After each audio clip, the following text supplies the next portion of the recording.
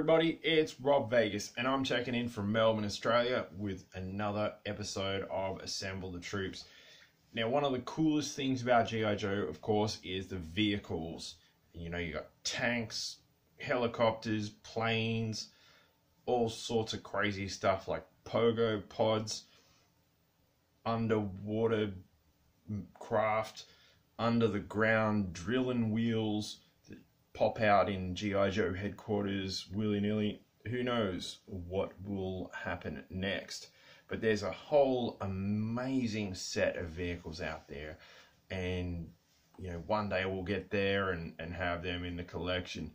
But for now, we're going to focus on vehicle drivers, because some of these figures that came as exclusives with the vehicles were super cool, and it'd be like, oh wow, Strato Viper, and it'd be like you'd have to shell out that extra cash to get that kind of figure, and you know, lift ticket and so on and so forth. There's so many of them, and they're awesome figures in their own right, and of course by being packaged with the vehicle, you know, that was a lot of fun to collect.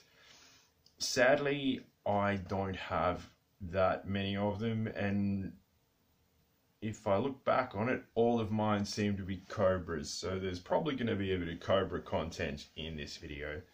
But what we do have today is a real crazy figure from way back in the line, I think about 1983 or 1984. We've got CoverGirl, who drove the Wolverine missile tank. So we're going to go check out the figure, run through the specs. Sadly, we don't have a Wolverine tank here today. I do apologize, but we're going to assemble this troop and go from there. There's only one place that can be done at, and of course that's the old Rob Vegas Technology Center. So without further ado, let's roll. All right, so we made it on over to the old Rob Vegas Technology Center, and as you can see, despite me announcing that this was an episode for CoverGirl, we have a whole lot of Cobras here on board today. The reason being is, in terms of vehicle driver figures, these are, from what I can determine, the only ones that I have. I did get the Motor Viper originally back in the day with the stun. The Ice Viper came with that cool snow vehicle that I can't think of the name of at this point.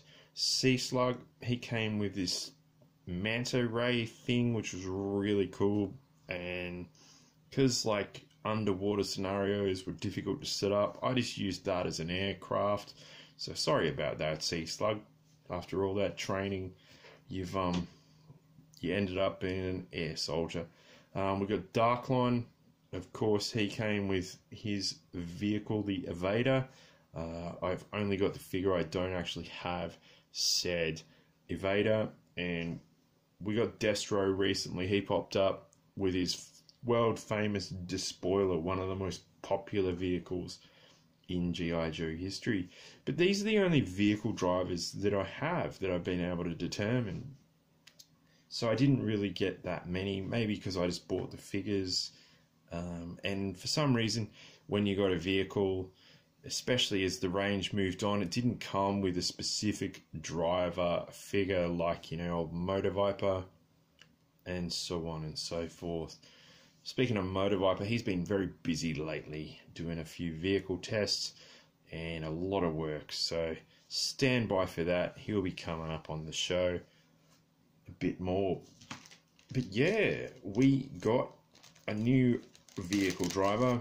Again, sans vehicle, so I do apologise. And that, of course, is GIJoe's very own CoverGirl, who joins us today. And this is a figure, from what I can determine, from 1983 or thereabouts. So, what an awesome figure.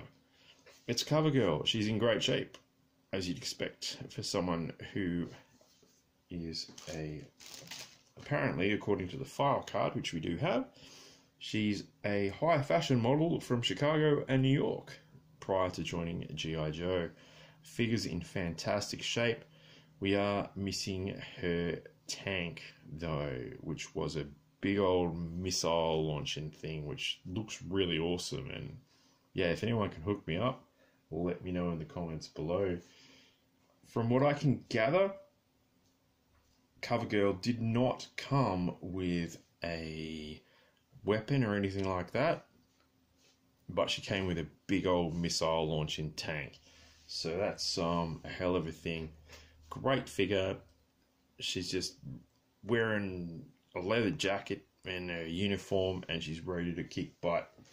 What we will do is, for the sake of the exercise, let's load her up with some accessories and stuff and get her rocking and stuff like that, so she can, oh dear, look at that, the thumbs are really, that's some tiny thumbs. I'm not a fan of that, actually. Maybe she's left-handed. Oh, that's not going to work. Let's see what else we got. One of these suckers might work. Like one of these machine guns. She's going to have to be left-handed. Sorry about this, CoverGirl. No. Actually, yeah, that's not going to work at all. So she's just going to have to scare away these cobras with the threat of her Wolverine tank arriving. So, guys, it's on its way. Get out of here.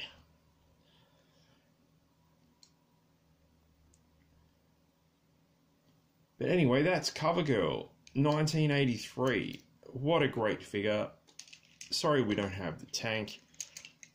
Maybe one day, as it goes in this collecting business. Alright, here we go. We got there in the end. We got one of the old M16 machine guns. And let's just get CoverGirl rocking that. And there we go.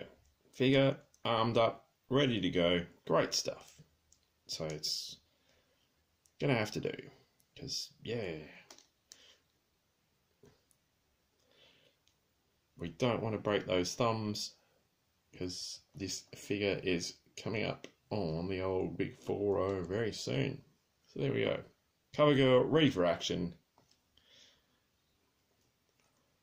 Great stuff. What an awesome figure. Thanks for watching, everyone, and I'll see you in the next video. But yeah, everyone, did you have CoverGirl? Did you have the Wolverine tank?